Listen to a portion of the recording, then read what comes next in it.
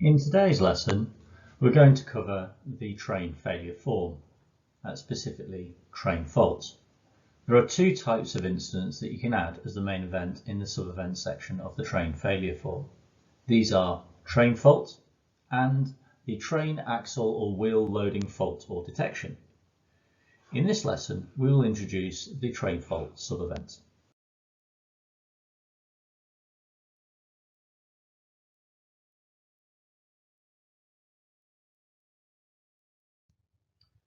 Before we take a look at the train fault sub-event in SMIS, let's take a look at the sub-event definition so we can understand what should be entered in this sub-event, including who should enter it. To do this, we'll need to head over to the RSSB service desk.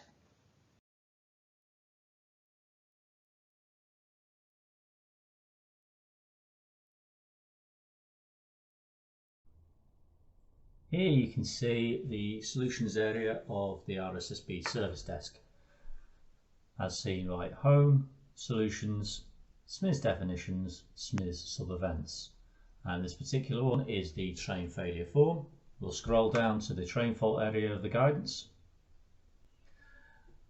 Firstly, you find the definition, which is failures or defects in train components or equipment, with a further definition of high-risk defect, which is a fault or failure that has the potential to cause injury to a person or result in an accident to a train. For example, a brake defect requiring the train to be taken out of service.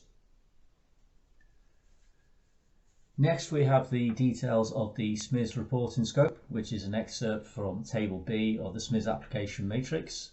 We also have a hyperlink which will take you to the SMIS application matrix there. So, input by column tells you who is responsible for entering this type of event in SMIS. This is almost always entered by the railway undertaking. The SMIS reporting scope includes failures or defects in axles, wheels, tyres and other equipment on trains or rail vehicles, buffer locking of vehicles, failures or collapse of freight containers, headlights or tail lamps faults, radio system failures, and smoke or fumes passenger train. The right-hand column details the RIDDLE reporting requirements, which in this case includes DO63A, which is the axle train part failure, DO63B, which is the wheel train part failure, and DO63E, which is other safety related defects train part failure.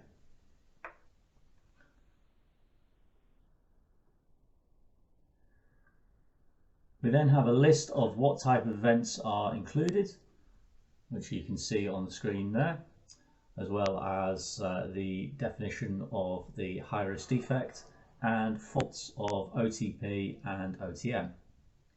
You'll note the exclusions, which are faults relating to machinery on OTP and OTM, which will be entered under the machine, plant, equipment or tool failure form, and faults of non-train equipment, for example catering equipment on the train, which would be entered under the machine, plant, equipment or tool failure form. Finally, we have the event entry scenarios. These detail some common event scenarios and details best practice in terms of how you enter the various components of the event.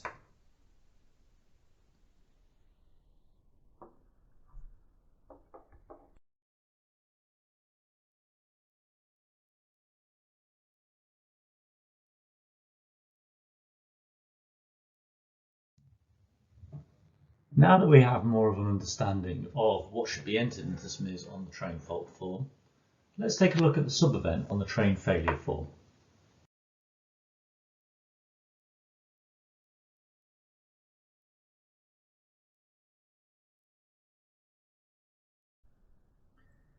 Here we have an open train failure form, currently in draft form.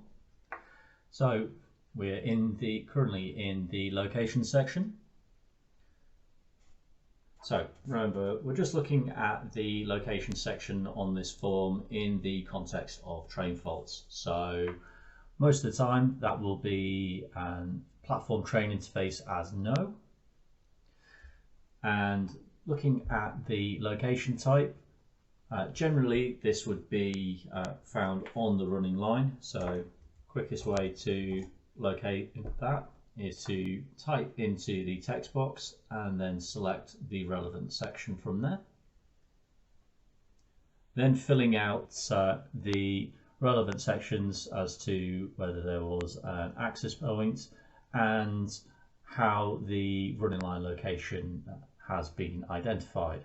So whether that is by ELR and mileage at a single location by railway asset or some other form, for example, simply between two locations.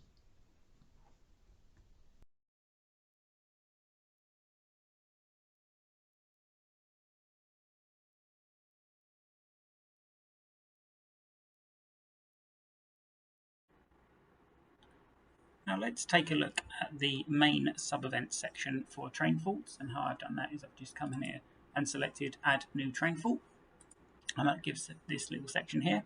So first of all, immediately you see this red bar, object guidance, which appears to the right, and that's just to remind you about adding objects to this type of event.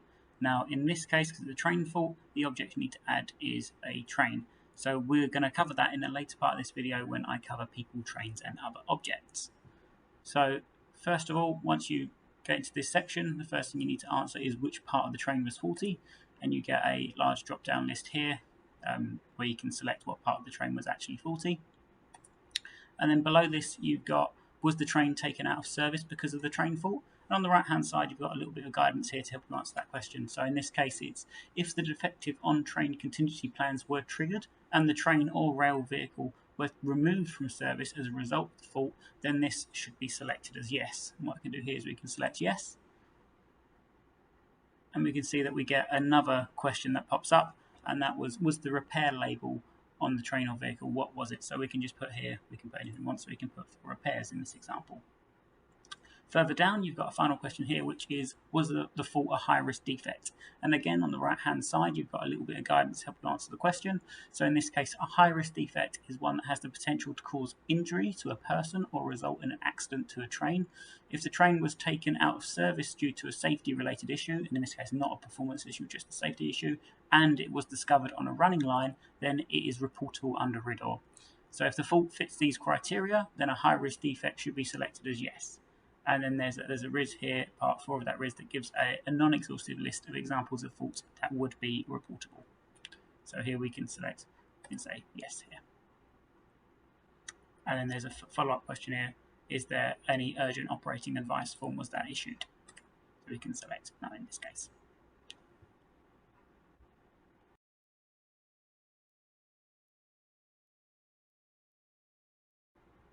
Staying within the sub-event section, we'll move down to prior sub-events, where you get to add one prior event if it led to the main event.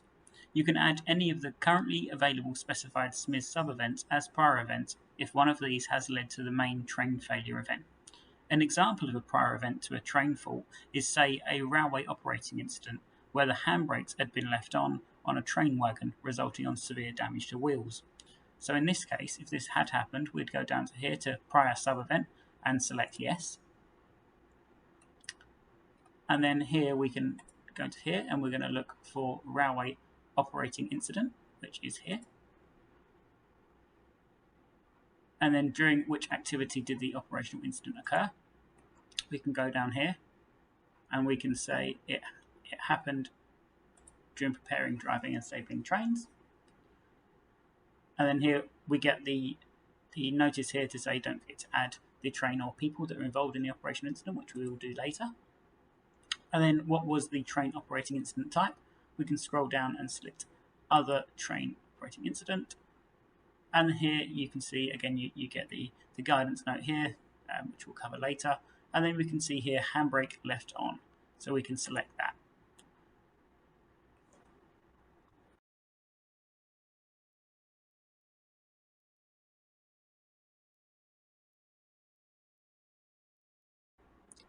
Now we will look at the control system section in relation to the train fault event.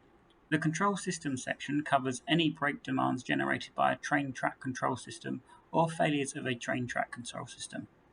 It is available to be added to a selection of appropriate forms, including the SPAD and Railway Operating Incident form, the Train Failure form, and the Infrastructure Failure and Irregular Signal Aspect form. There is also a separate control systems form, which can be used for any control system incidents that did not lead to another reportable event.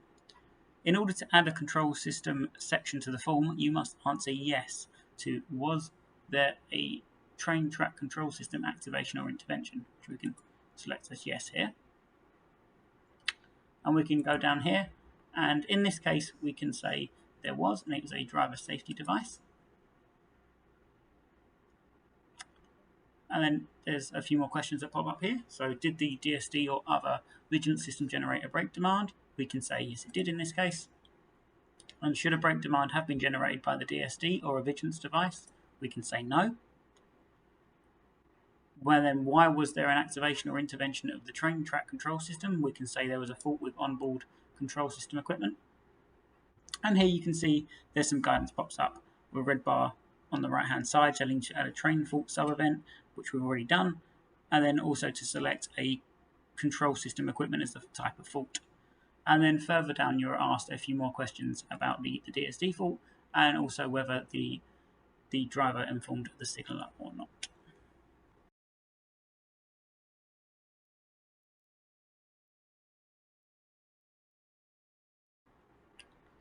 Now we will look at the people, trains and other objects section in relation to the train fault event, where I'm going to point out some of the more common objects and object roles that you would be expected to record in relation to a train fault.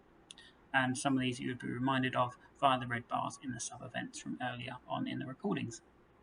So first of all, go to the people, trains and object selection, and I've already selected here train, rail vehicle and person objects.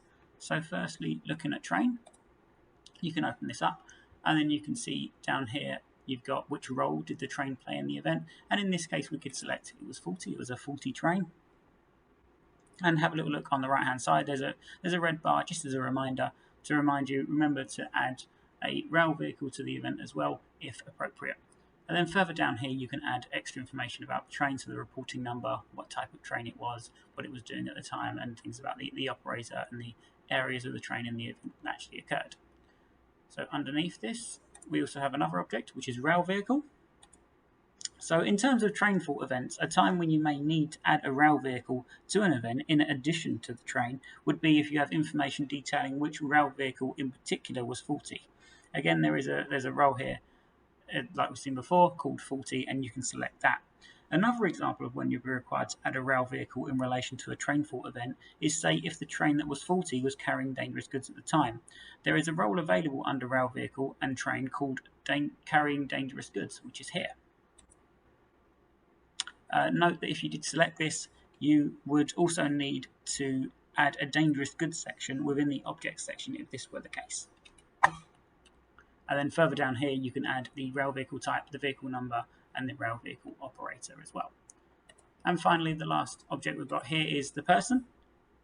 So in terms of adding people in relation to train faults, an example of this would be when you might need to add someone that left the handbrakes on, so from the earlier example. So in this case you'd add that person in here, you'd add they was involved in an operational incident down here, and then you could put a little bit more, they're part of the workforce, and then it asks you some more detailed questions about the person in particular that actually was involved.